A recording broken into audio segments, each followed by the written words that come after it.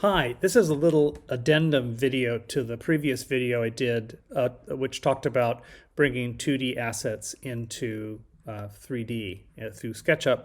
One other thing I mentioned, but I didn't go into great detail, is the ability to bring in PNG files. PNG files are basically like a JPEG, except they have a transparent alpha, which means that you can do cutouts where the backgrounds are transparent. This is a little side project that my friend Cullen Vance and I did. It was a little music video that takes place in Fezziwig's warehouse. And if I scroll in here, you can see all of the flats that are props and characters are all cut out. And although you can do this in SketchUp and you could hand cut them out, it can be faster and have a higher quality if you do the cutting out part in something like Photoshop and then bring them in as PNG. So here's one of those PNG textures. The gray area is transparent, and then the color and line area, that's all opaque. And I can bring this in as a texture into SketchUp and then cut them out loosely and then bring them in so that you don't have the complexity of having to cut them all the way out. So let me show you how that's done. So for this project, let me just do a front view of it. And I'm going to bring in, just like I did before, I'm going to bring in a rectangle. And so that's a flat surface. And then I'm just going to bring in that PNG texture. And then again, you see here it is multiplied multiple times. I'm going to reposition it and scale it. So I'm going to grab the red pin and bring it to the corner and then drag the green pin over here. This isn't going to be a real physical environment, so I'm not worried about scale. I can scale relative to the environment, and I'm not worried about, all this extra stuff. I'm going to cut all that out. So just as an example, very quickly, so this character here, let's say I want to cut her out and I want to bring her into the model.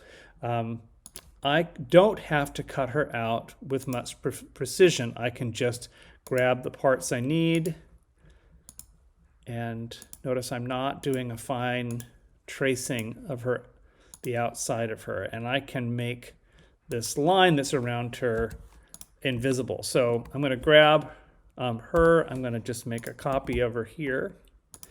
I'm going to get rid of this rectangle. And so now I've got a cutout character, and but I don't want to necessarily see this outer line that's here. So I can take the erase tool and I can hold down Option and just erase the visible dark lines that are the edge of it. So I'm erasing just those cutout marks. But if I select her, you can see that the edges are still there. If I triple click her and then I press make a component, I can make her a component. So say, call her girl for now. And so I've got this transparent character now that then I can move around and place her in the scene. Now, of course, I just hand applied the texture, so she's not big enough, so I can just scale her up relative to the other people in the scene, and I can place her. So this is the same technique that I used when I was working on both the Pumpkin Town project and also when we were collaborating on the Alice 1958 project. But this is just a quick description of how you can bring in cutout characters or cutout scenery, or in the case up here, this cutout of London.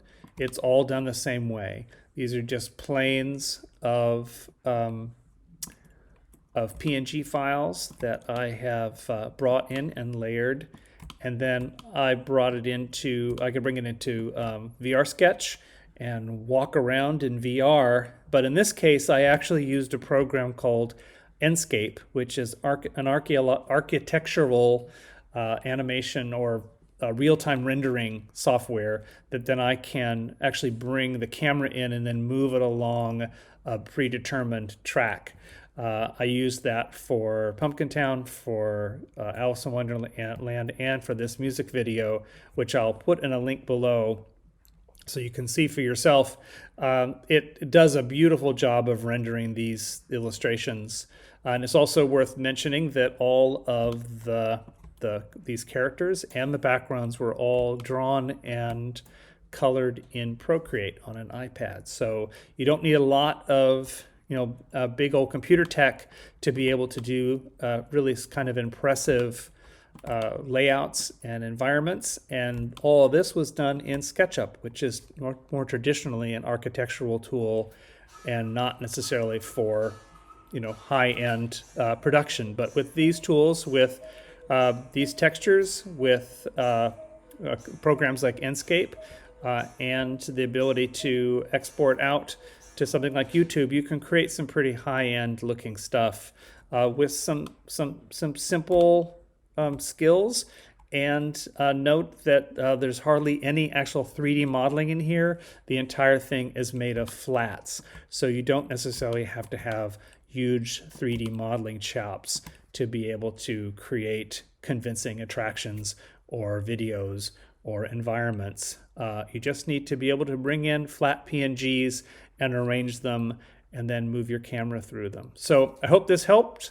It's a lot of fun to play with. I hope you get a chance to do something for yourself using these techniques. Thanks.